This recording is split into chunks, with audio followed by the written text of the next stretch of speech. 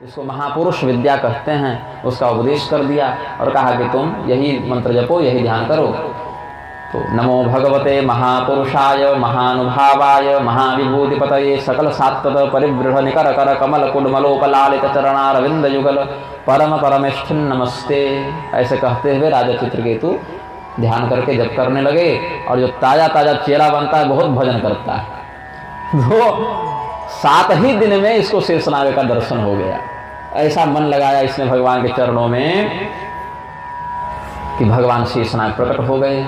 केवल जल पी के रहते थे और भगवान शेषनाग जब प्रकट हुए हैं, मृणाल गौरम शितिवास संस्फुरत किरीट केयूरकटित्र कंकणं प्रसन्न वक्त्रारुण लोचनं वृतं ददर्श सिद्धेश्वर मंडलैः प्रभुं तद्दर्शनध्वस्त समस्त किल्बिषः स्वच्छामलान्तः करणोऽभ्यजान्मुनि प्रवृद्ध भक्त्या प्रणयाश्रुलोचन प्रविष्टरोमानमदादिपूरुषं स उत्तमश्लोकपदाब्जविष्टरं प्रेमाश्रुलेशैरूपमेहयन्मुहुः प्रेमोपरुद्धाखिलवर्णनिर्गमो नैवाशकत्तं प्रसमेडितुं चिरं ततः समाधाय मनो मनीषया बभाष एतत्प्रतिलब्धवागसौ नियम्य सर्वेन्द्रियबाह्यवर्तनं जगद्गुरुं सात्वतशास्त्रविग्रहम्।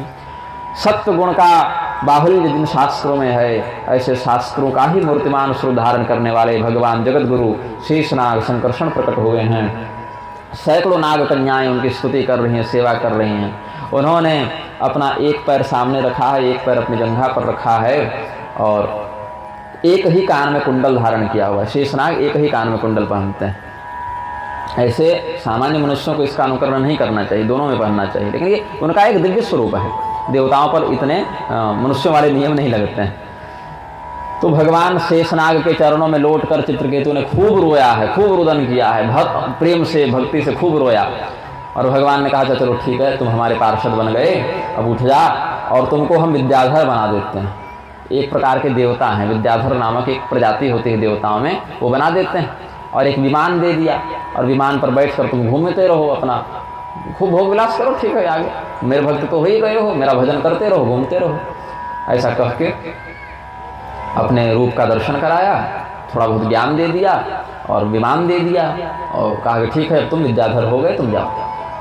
अब ये घूमते फिरते एक दिन इनकी ग्रह दशा कुछ खराब थी, ये पहुंच गए कैलाश पर्वत की ओर। और क्या देखते हैं, एकदा सविमानेन विष्णुदत्तेन भास्वता गिरीशं ददृशे गच्छन् परीतं सिद्धचारणैः आलिङ्ग्याङ्कीकृतां देवीं बाहुनां संसदि उवाच दिव्यः शृण्वत्याजाः स्वच्छैस्तदन्तिके। कैलाश पर्वत की ओर ये विमान लेकर पहुंचा और भगवान महादेव को देखा। तो कैसे देखा, भगवान महादेव प्रवचन कर रहे हैं और बड़े बड़े ऋषि महर्षि देवी देवता सब सामने बैठकर उनका प्रवचन सुन रहे हैं, ज्ञानोपदेश चल रहा है। यहाँ तक तो ठीक थी। गड़बड़ क्या हो गई, भगवती पार्वती को अपनी जंघा पर बैठाकर एक हाथ से आलिंगन किया हुआ है शिव जी ने, और कपड़ा लत्ता कितना बढ़िया पहनते हैं सब जान रहे हैं, और उसी अवस्था में प्रवचन कर रहे हैं। ये चिढ़ गया, ये कैसे देवता है भाई। तो वहीं से हंसता हुआ उपहास करने लगा, चिढ़ाने लगा। एष लोक गुरु साक्षात् धर्मं वक्ता शरीरिणाम् आस्ते मुख्य सभायां वै मिथुनी भूय भार्यया जटाधरस्तीव्र तपा ब्रह्मवादि सभापति अंगीकृत्य स्त्रियं चास्ते गतः ह्रीः प्राकृतो यथा प्रायशः प्राकृताश्चापि स्त्रियं रहसि विव्रते अयं महाव्रतधरो विभरति सदसि स्त्रियं। बताओ बताओ बताओ, ये महादेव हैं, ये जगत गुरु हैं, ये धर्म का उपदेश करेंगे। अपने स्त्री के साथ कैसा व्यवहार करना चाहिए ये तो सामान्य व्यक्ति जानता है। पत्नी के साथ समाज में कैसे उठना बैठना चाहिए, एकांत में कैसे व्यवहार करना चाहिए, इतना होश नहीं है। और ये धर्म बताएंगे, देखो ये संसार के जगत गुरु हैं। ऐसे ये जो बात है वो आज के जगत गुरुओं पर ठीक लागू होती है। अभी मैंने किसी ने एक वीडियो भेजा, अभी चल रहा है वो सारा नाटक, वो कैलासानंद के जिन रजनी अखाड़ा वाले ना भगवान कार्तिकेय का बड़ा फोटो लगा लिए हैं और किसी स्त्री को पकड़ के उसका मुंडन कर दिया है, उसको बैठा के खूब अभिषेक कर रहे हैं कि तुमको महंती दे रहे हैं, महामंडलेश्वर बना रहे हैं। हमने लिखा है लतखोरों के गिरोह का जमघट लगा हुआ है। क्या कहें, जिन सन्यासियों को स्त्रियों से दूर रहना चाहिए था, माद्यति प्रमदाम दृष्टवा, ऐसा अनुशासन जिनके लिए बताया गया है, वो स्वयं कह रहे हैं कि अच्छा स्त्रियों को नहीं रहने देना आश्रम में, तो स्त्री को पहले सन्यासिनी बनाओ, जो कि है भी नहीं शास्त्र के ध्यान में, और माथा मूंड दिया, अभिषेक कर दिया और कहीं महंती दे दी। बताओ, और क्या है तो महामंडलेश्वर और साधु हैं। हमने पांडे जी को कह रखा था ऐसे साधु आवे तो दरवाजे से, मैं जाति के चांडाल से मिलना पसंद करता हूँ, कर्म के चांडालों से मिलना नहीं पसंद करता हूँ। सीधी बात है, जाति चांडाल का उद्धार बहुत सरलता से हो जाएगा, इनका कोई समाधान नहीं है। इन्हीं के लिए भगवान ने सदरक्षणाय खल निग्रहणाय वाला अवतार दिया है। तो इन सब पर तो ये ठीक नियम चलता है, लेकिन ये गलत जगह बोल दिया, रॉन्ग नंबर लगा दिया आज ये चित्रकेतु। ये शिव जी पर आरोप लगा रहा है, कहता है कि देखो कितनी बड़ी बड़ी जटाएं बढ़ा रखी हैं और ब्रह्मवादी महात्माओं की सभा का अध्यक्ष बना बैठा है और अपनी पत्नी को अपने जंघे पर बैठा के आलिंगन करके प्रवचन कर रहा है। ये कैसा देवता है भाई? तो शिव जी सुने, सब सुने और सब डर गए कि शिव जी को सबके सामने ऐसा बोल रहा है, पता नहीं शिव जी क्या करेंगे इसके साथ। अध्यक्ष वाली घटना सबको याद आ गई। तो शिव जी कुछ नहीं बोले, शिव जी बस पार्वती जी की ओर देखे और मुस्कुरा दिए बस। और पार्वती जी को बहुत क्रोध लगा। उन्होंने कहा, अयम के मधुना लोके शास्ता दंडधर प्रभु अस्मद विधानाम दुष्टानाम निर्लज्जानाम च विप्रकृत। हाँ, अभी जाकर कोई व्यक्ति मिला है जिसको धर्म और अधर्म का होश है। भगवान शिव तो खैर निर्लज हैं ही, हम भी निर्लज हो गए हैं, क्योंकि भाई इनको होश नहीं। हमको तो होश होना चाहिए कि पति के साथ कैसा रहे समाज में, लेकिन देखो ना क्या दुर्भाग्य है कि शिव जी भी निर्लज हो गए और हम भी निर्लज हो गए। लेकिन कोई बात नहीं, अब ये सबका शासन करने वाला आ गया है तो हम जैसे दुष्टों को यही दंड देगा भाई कि नहीं। तो उन्होंने भी चिढ़ाया थोड़ा सा।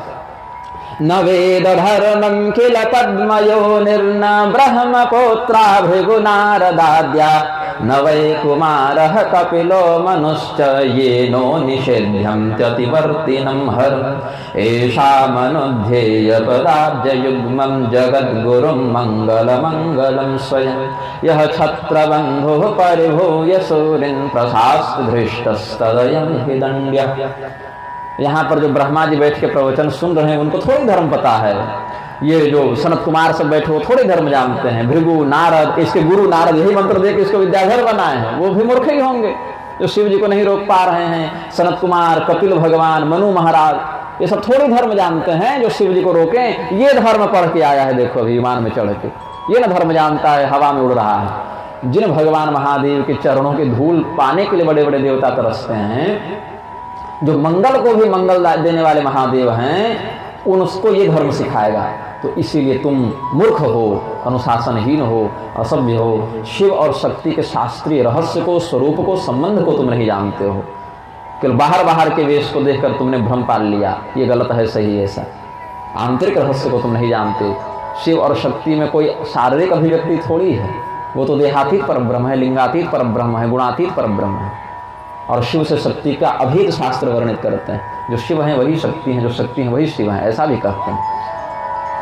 तो ये अभेद संबंध ये सब जान रहे हैं, इसीलिए तत्व दृष्टि से अवलोकन कर रहे हैं। तुम नहीं जान रहे हो इसीलिए तुम गाली गलौज कर रहे हो, तो कोई बात नहीं, अपराध का दंड मिलता है, तुमको दंड मिलेगा। अतः पापी यसीम योनि मासुरीम याहि दुर्मते यथेह भूयो महतां न करता पुत्र किल विषम। हे पुत्र, तुम भगवान के चरणों में अभी मत रहो, तुम भगवान की सेवा के अधिकारी नहीं हो। नायम अर्हति वैकुंठ पाद मूलोपसर्पणम्। भगवान के चरणों की सेवा से बहिष्कार करते हैं तुम्हारा, देवी ने दंड दिया।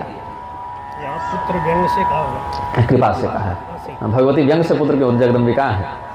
व्यंग से जो है वो पहले के 2 श्लोक हैं, बस पहले के 2 श्लोक व्यंग में है, उसके बाद के अभिधा में ही है। हे पुत्र, क्यों कृपा, इसका प्रमाण बता रहा हूँ। यथेह भूयो महताम न करता पुत्र किल विषम। तुमको शाप इसलिए दे रहे हैं पुत्र, ताकि तुम्हारी बुद्धि सुधरे और तुम किसी और संत का, महापुरुष का, श्रेष्ठ का अपमान न करो। ये कृपा की है देवी जी ने। तो अभी छोड़ देंगे, फिर तुम कहीं जाके भिड़ोगे, लड़ोगे, गाली गलौज करोगे। उससे अच्छा है कि माता पिता जब देखेंगे पुत्र ज्यादा गड़बड़ कर रहा है तो वहीं 2 थप्पड़ लगा दो, तो सुधर जाएगा, ज्यादा बड़ा दंड पाने से बच जाएगा। तो देवी जी ने इस पर कृपा की है। तो हे पुत्र, तुम भगवान विष्णु की सेवा करने के अधिकारी नहीं हो। अब आजकल लोग क्या करते हैं, मैं भगवान विष्णु का भक्त हूँ, मैं कृष्ण जी का भक्त हूँ, मैं राधा रानी का भक्त हूँ, मैं शिव जी का भक्त हूँ, ऐसा ये राम जी का भक्त हूँ, ऐसा कह के और अन्य देवताओं को गाली देते रहते हैं। जबकि भगवान विष्णु के चरणों की सेवा में लगे रहे का बहिष्कार करवा दिया देवी जी ने। क्यों किया, इसका रहस्य बताता हूं, जान लो। भगवान महादेव और भगवती पार्वती एक साथ बैठे हैं, एक ही आसन पर बैठे हैं, अभिन्न है, मतलब एक ही है, अलग अलग नहीं है। तो जब भगवान महादेव और भगवती पार्वती इस प्रकार के अभिन्न रूप में रहते हैं, उसी रूप का नाम वेदों में विष्णु बताया गया है। उमा शंकर योगो यह सयोगो विष्णु रुच्यते, रुद्र हृदयोपनिषद। जब भगवान महादेव और भगवती पार्वती अलग अलग हैं तो शिव पार्वती गौरी शंकर कहो, और जब एक हो जाए इस प्रकार के रूप में तब उन्हीं को विष्णु कहा जाता है। वही योग, वही जो मिलन है वही विष्णु कहलाता है। इसलिए विष्णु तत्व क्या है, भगवान महादेव और भगवती पार्वती का सम्मिलित स्वरूप ही भगवान विष्णु है। और भगवती पार्वती और भगवान शिव कौन है, भगवान विष्णु ही जब शिव और शक्ति के रूप में अपने आप को अलग अलग दिखाते हैं तो वही गौरी शंकर है। ये वेदों का मत है। इसीलिए भगवती पार्वती ने विष्णु भगवान की सेवा से उसको दूर किया, क्योंकि वो स्वयं विष्णु रूपा है। ये कारण है। अभी मैं इंद्रेश कुमार या क्या है नाम, कृष्णचंद्र ठाकुर के पुत्र हैं, सही इंद्रेश नाम है ना? हाँ, कालिदास की मृत्यु वाला वीडियो जो आप दिखाए थे, क्या कोई दिखाया था ना, कालिदास वाला वीडियो आप भेजे थे ना, भगवती कालिका के प्रति क्या वचन है उनका। और उस व्यक्ति ने भगवती कालिका के विषय में जो कहा कालिदास का नाम लेकर, वो भी कोई प्रामाणिक बात नहीं है, किंवदंती और दंत कथा के आधार पर ये सब कहते चलते हैं। तो ये क्या है, इसी प्रकार से प्रशास्त धृष्टस्थ वयम है दंड्य, ये धृष्टता है और दंडनीय धृष्टता है। स्वामी विद्या भास्कर जी ने भी वो वीडियो हमको भेजा था, हमने कहा ये तो हम तक पहुंच चुका है पहले ही, तो बोले क्या इसमें क्या सत्यता है, आप भी पूछे थे, वो भी परामर्श लेना चाहते थे। तो हमने कहा कि सत्यता कुछ नहीं है, दंत कथा है, किंवदंती है। कालिदास और कबीरदास इनके नाम से जितनी कथा चल रही है दूसरे के नाम से नहीं चल रही है। कहीं कुछ ना मिले तो कह दो कबीरदास के साथ ऐसा हुआ, चाहे कालिदास के साथ। पढ़े लिखे हैं तो कालिदास, अनपढ़े हैं तो कबीरदास, इतने अंतर है। और बाकी कोई कहानी उनके नाम के आगे पीछे जोड़ दो। तो ऐतिहासिक प्रमाण नहीं, आर्ष प्रमाण नहीं, दिव्य अनुभूत प्रमाण भी नहीं, तो केवल बकवास करने के लिए देवताओं के नाम की आड़ लेकर अभद्रता करना, धृष्टता करना, ये सत्पुरुषों का कर्तव्य नहीं है। यहां इसको दंड मिला। और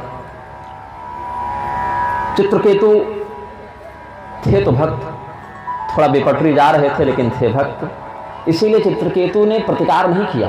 हमको शाप देती है, ऐसा नहीं कहा। मैं विष्णु का भक्त हूं, भगवान विष्णु के शरण में रहने वाले को तुम कैसे शाप दे दोगे? जैसा कि आजकल लोग दम दिखाते हैं देवी जी की तुच्छता सिद्ध करने के लिए, मैं जब वैष्णव हो गया तो फिर सब देवता को मैं आदेश दूंगा, ये वाला दम्भ हो जाता है। भगवान महादेव वैष्णव नहीं है, जबकि आप वैष्णव हैं या नहीं ये तो संदिग्ध बात है। भगवान महादेव की वैष्णवता तो असंदिग्ध है कि वैष्णवानाम यथा संभव। भगवान विष्णु के रहस्य को अगर विधिवत कोई समझ रहे हैं, आचरण और अनुभव से वो भगवान महादेव हैं, और भगवान महादेव के रहस्य को अगर कोई ढंग से समझ रहे हैं तो भगवान विष्णु है।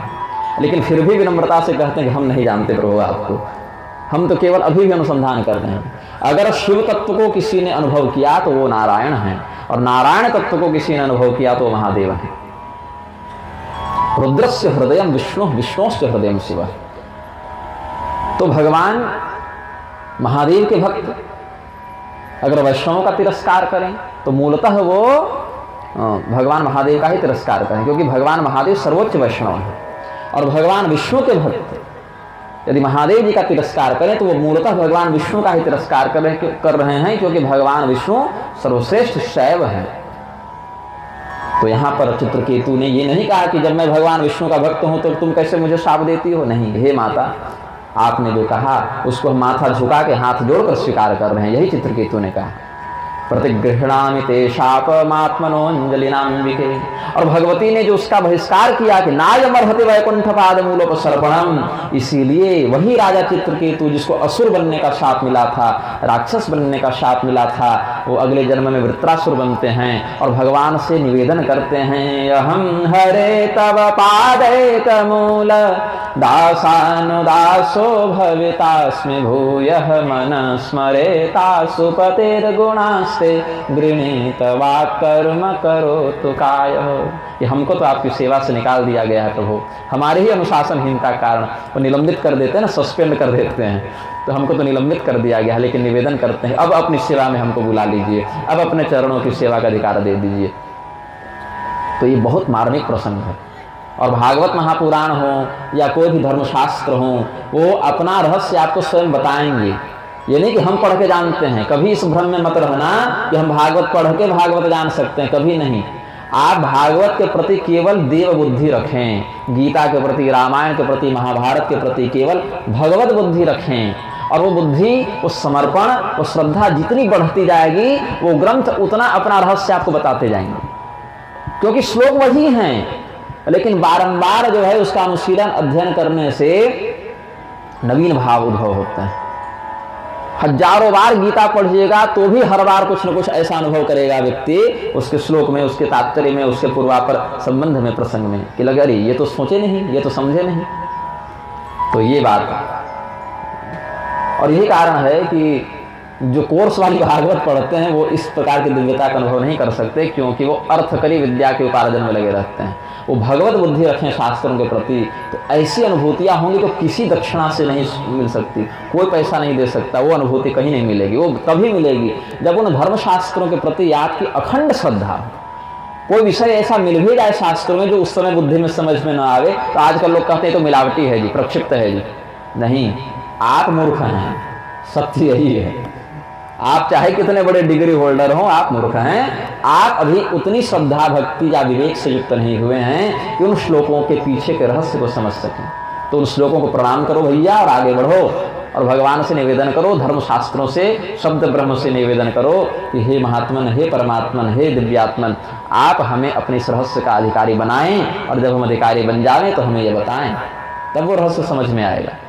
क्योंकि वेदव्यास जी ने, वाल्मीकि जी ने, और या भगवत प्राप्त गोस्वामी तुलसीदास जी जैसे संतों ने भी जो लिख दिया ना, वो जिस स्थिति में लिखा, जो देख कर, जो अनुभव करके लिखा, बिना उस स्थिति में पहुंचे हम पूरा समझ जाएं, ये कैसे संभव है। इसीलिए जो बातें समझ में नहीं आती हैं वहां संतों से पूछना चाहिए। अगर संत उपलब्ध न हो, उस श्लोक को प्रणाम करके आगे बढ़ना चाहिए कि हम अभी नहीं समझ पा रहे हैं आपके तात्पर्य को, लेकिन हम आपसी से निवेदन करते हैं कि आप इसका रहस्य हमको बताएं। ये विधि है। ये नहीं कह रहे ये तो गलती लिख दिए वेदव्यास जी, ये तो वाल्मीकि जी गलत लिख गए, ये तो या लिखे ही नहीं ये लोग, तो बाद में मिलावट किसी ने कर दी। रामचरितमानस से दूसरी बना दो। हाँ, अरे बहुत कुछ। अभी तो देखिए ना, सबसे ज्यादा झगड़ा तो रामायण पर ही है, और जिसका संक्रमण बाहर भी फैल रहा है। तो प्रक्षिप्तवादियों का तो जीवन वही है, श्वानवत है, भूखते रहते हैं, भूखते रहते हैं, भूखते रहते हैं। शंकर स्वयं कैसे? बहुत झगड़ा है, बहुत झगड़ा है। और इसमें अब कुछ शास्त्र के लोग भी साथ देने लगे, यही निराशा का विषय है। संसर्ग दोष, अन्न दोष बहुत बहुत ज़्यादा फैल रहा है। अस्तु, यहाँ पर चित्रकेतु ने भगवती के शाप को अंगीकार किया, चले गए, वही अगले जन्म में वृत्रासुर बनेंगे, हमने बता दिया। इसके बाद अलग अलग देवताओं के संततियों का वर्णन है। भगवान वामन की पत्नी का नाम कीर्ति है, यहीं पर आया है। आचार्य ऋषि कुमार तिवारी जी हमको कह रहे थे कि वामन भगवान की पत्नी का नाम कहीं है कि नहीं भागवत में। तो हम बड़ा दिमाग लगाए, 8वें स्कंद में ही कथा है, तो वही दिमाग जा रहा था बार बार। तो उन्होंने कहा कि नहीं, 6ठे स्कंद के 18वें अध्याय के 8वें श्लोक में है। तो वहीं पर भगवती कीर्ति देवी को भगवान वामन की पत्नी बताया गया। उरुक्रमस्य देवस्य माया वामन रूपिण कीर्तौ पत्न्यां बृहत् शोकस्तस्यासन सौभगादय। सौभग इत्यादि पुत्र उनके हुए थे। तो कई बार पढ़ा हुआ विषय भी व्यक्ति विस्मृत कर जाता है, फिर बाद में कोई अध्ययनरत व्यक्ति बताते हैं तो फिर स्मरण होता है। कई बार हम भी किसी को बता दें, कई बार कोई हमें बता दें, तो इसी प्रकार के सत्संग से धर्मशास्त्रों का ज्ञान पुष्ट होता है। तो इसमें ये बहुत अच्छा, एक बहुत बड़ा अवगुण है वक्ताओं में कि आपसे अगर कोई व्यक्ति प्रश्न करे और आपको उसका उत्तर न पता हो तो कह दो कि नहीं पता है। ये नहीं कहेंगे कि नहीं जानते हैं, उसको पूरा घुमाएंगे, कहीं के बात कहीं ले जाएंगे, लेकिन ये नहीं कहेंगे कि मैं नहीं जानता। आप कहिए ना कि मैं अभी इस विषय में नहीं जानता हूँ, या जानता था अभी भूल गया हूँ, लेकिन अमुक ग्रंथ में पढ़ा था, एक बार देखूंगा तो बता दूंगा। पढ़ा था लेकिन अभी ठीक ठीक याद नहीं आ रहा है। जो सत्य है वो बोल देना चाहिए। यदि आप उस विषय के विशेषज्ञ हैं तो बोलिए कि इसमें शास्त्र का यह मत इस प्रमाण से है। यदि विशेषज्ञ थे लेकिन अभी अभ्यास की कमी के कारण भूल गए हैं तो कहिए कि हम विशेषज्ञ थे लेकिन अभी याद नहीं आ रहा, एक बार देखकर बताएंगे। फिर देखिए और बता दीजिए। और अगर जानते ही नहीं तो कह दीजिए कि मेरे पास अभी इसका उत्तर नहीं है बंधु, और जब हम जानेंगे या किसी से पूछेंगे तो फिर आपको बताएंगे। या आप इस विषय का ज्ञान अमुक विद्वान से प्राप्त कर लीजिए जो इस विषय के विशेषज्ञ हैं। सत्य कह दो। सबसे अधिक परिश्रम सत्य बोलने में करना पड़ रहा है। एक सत्य बोलने में जितना परिश्रम करना पड़ रहा है दूसरे काम में नहीं लग रहा है। तो अगर मुझे कोई व्यक्ति कुछ बताता है तो मैं उसके प्रति कृतज्ञ होता हूँ, और कृतज्ञता से कर्जा छूटता है। क्योंकि अगर नहीं बताऊंगा कि हाँ ये ज्ञान हमको वहाँ से मिला, पढ़ा हुआ विषय भी कई बार व्यक्ति भूल जाता है। पारायण तो कई बार करते हैं, लेकिन कई बार ऐसे श्लोकों पर ध्यान नहीं जा पाता है या स्मरण नहीं रह पाता है। तो अगर कोई स्मरण करा दे तो उसके प्रति कृतज्ञ होना चाहिए कि हाँ उन्होंने ये स्मरण कराया, क्योंकि वो शास्त्रीय विषय है, और शास्त्रीय विषय का एक अक्षर भी हो तो व्यक्ति का कल्याण ही करता है, व्यक्ति का अधःपतन नहीं कराता है। तो संतों में कृतज्ञता लुप्त होती जा रही है, अहम्मन्यता बढ़ती जा रही है, इससे उनकी साधना टूटती है, भजन खंडित होता है। इसके क्या होता है, कलयुग को अवसर मिलता है उनकी बुद्धि में विकार उत्पन्न करने का। अकाल मृत्यु फिर क्या है, क्योंकि समय पर अगर वो मरा तो काल वाला भी मरा ना, अकाल से कैसे मरा। तो अकाल मृत्यु की परिभाषा ये नहीं है कि समय पर मरा कि बेसमय मरा, मरते तो सभी अपनी आयु पूर्ण होने पर ही हैं। अकाल मृत्यु उसको कहते हैं कि कैसे मरा, कब मरा, ये अकाल मृत्यु नहीं है। अगर व्यक्ति रोग के अतिरिक्त किसी भी बाह्य कारण से मर रहा है तो वह अकाल मृत्यु है। ये परिभाषा है अकाल मृत्यु की। अकाल मृत्यु का संबंध टाइम से नहीं है, रीजन से है, समय से नहीं, कारण से है। ये कारण, अगर 80 साल का व्यक्ति भी फांसी लगाकर मर रहा है तो वो अकाल मृत्यु ही है। और अगर 10 साल का लड़का भी बीमारी से मर रहा है, उसके शरीर में कोई रोग हो जाए तो अकाल मृत्यु नहीं है।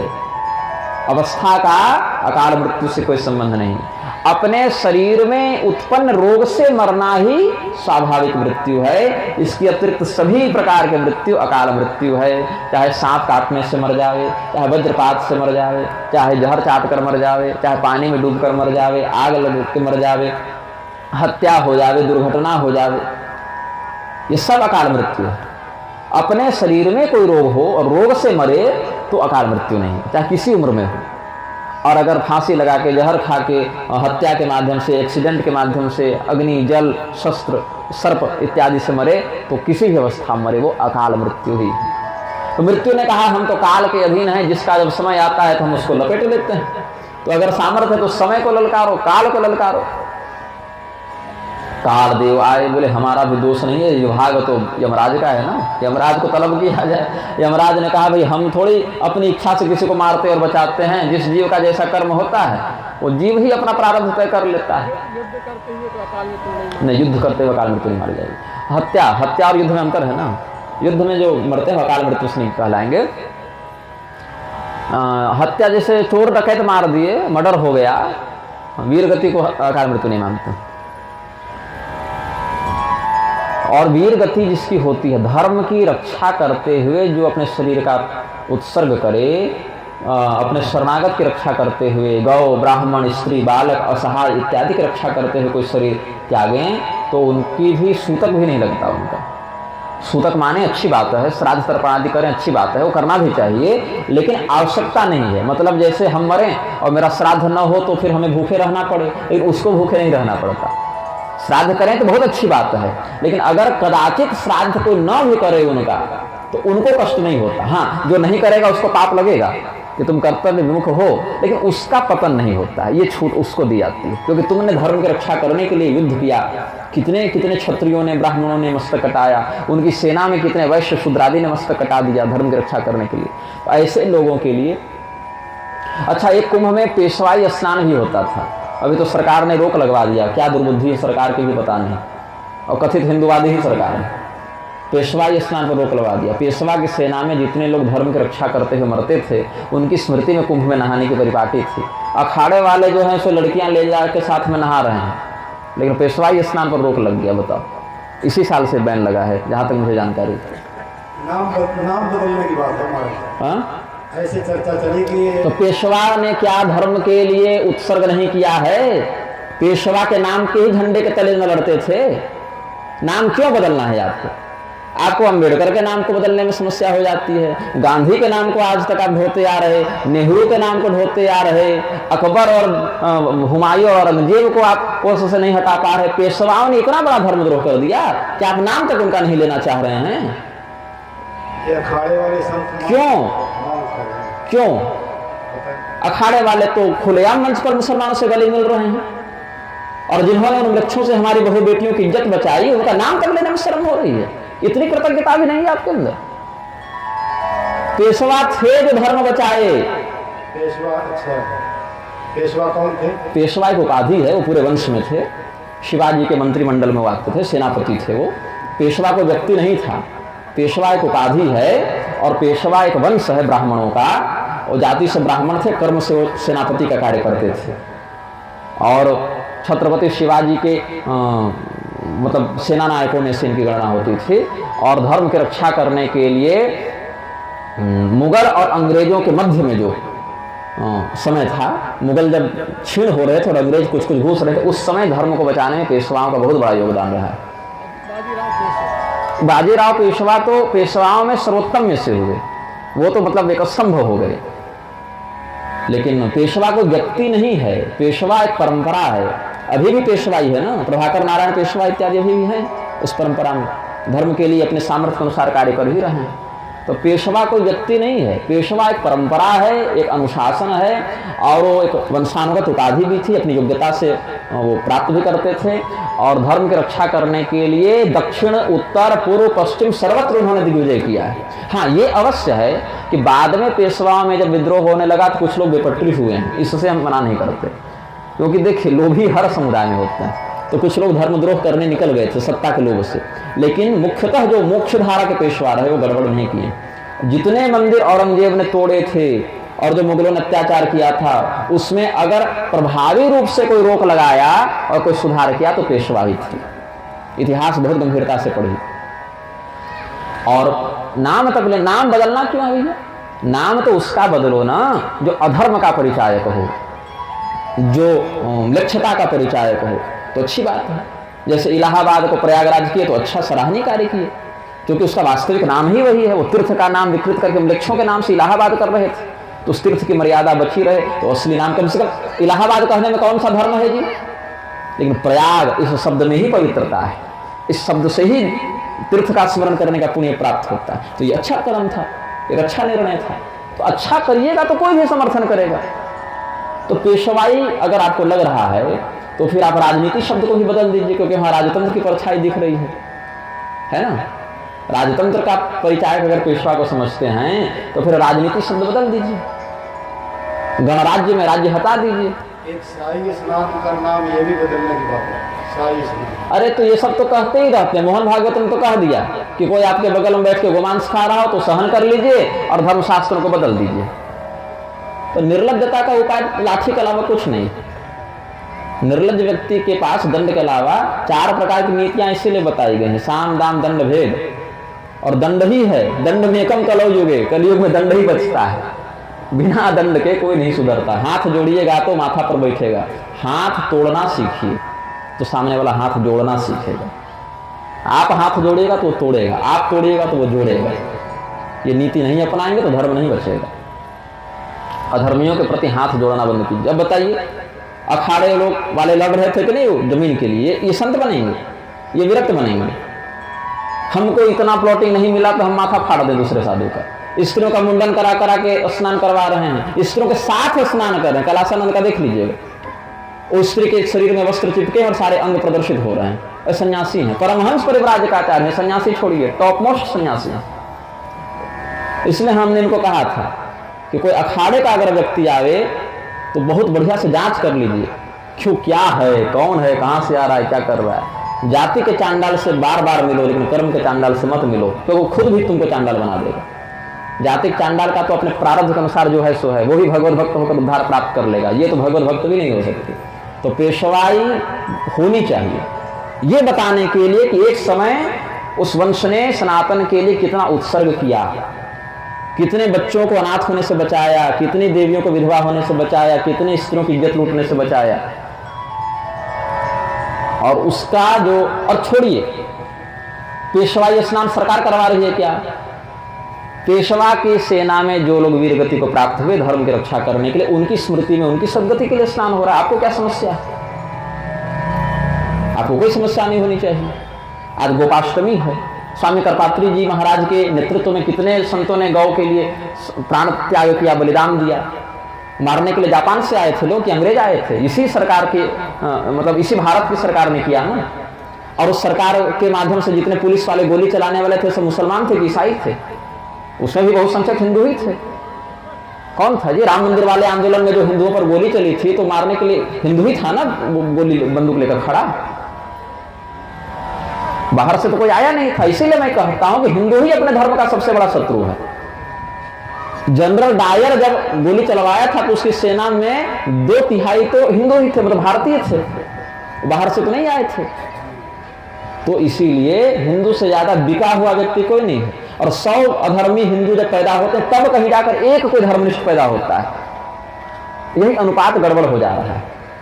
आज अगर कोई स्वामी करपात्री जी के नाम से या उनके संतों के नाम से कृतज्ञता व्यक्त करने के लिए अगर कोई 2 डुबकी गंगा स्नान कर ले तो आप उसका नाम बदल दें, उस पर बैन लगा दें, उसका प्रारूप ही बदल दिया तो मतलब मूल रूप को ही आपने बदल दिया। जो विकृत कर रहे हैं, अभी कुंभ में जितनी विदेशी लड़कियों को बुलाकर ये सन्यासी नचवाएंगे उस पर तो बैन आप लगा नहीं पा रहे हैं। और पेशवाई का नाम बदलना सबको। तो कोई बोले चाहे ना बोले, भगवान ने इन धूर्तों के दुर्भाग्य से हमको गूंगा पैदा नहीं किया। ये इनका दुर्भाग्य है। इन्होंने कोई बहुत बड़ा पाप किया था कि हम गूंगा न हो सके, हम बोलने के लिए पैदा हो गए, हम बोलेंगे। इनका दुर्भाग्य तो हम क्या करें? तो अपने माता पिता के पुण्य से और इनकी फूटी किस्मत से हम पैदा हुए और गूंगा नहीं हुए, इसलिए बोल रहे हैं। ये शब्द बीज हमारे मुख से निकले, ये शब्द इस ब्रह्मांड में चिरस्थायी रहेंगे, शब्द नष्ट नहीं होते। तो इतिहास जब लिखा जाएगा, यमराज जब अपना पन्ना पलटेंगे तो कम से कम हमारा नाम अधर्म का समर्थन करने वालों में तो नहीं लिखा जाएगा। विकर्ण के विरोध से कुछ नहीं हुआ, विदुर जी के विरोध से कुछ नहीं हुआ, लेकिन ये अवश्य हुआ कि इतिहास जब लिखा गया तो उनका नाम द्रौपदी के चीरहरण के समर्थकों में नहीं लिखा गया, विरोधियों में लिखा गया। यही एकमात्र स्वार्थ है हमारा कि जब इतिहास लिखा जाए या परलोक में यमराज के सामने हम खड़े होवे तो नजर डालकर कह सकें कि जब मेरे साथ बहुत बड़ी संख्या में लोग विरोध में खड़े थे तब भी हमने वही कहा जो उचित है, वही कहा जो संतों का मार्ग है, वही कहा जो शास्त्र का निर्देश है। और कोई प्रश्न? चलिए।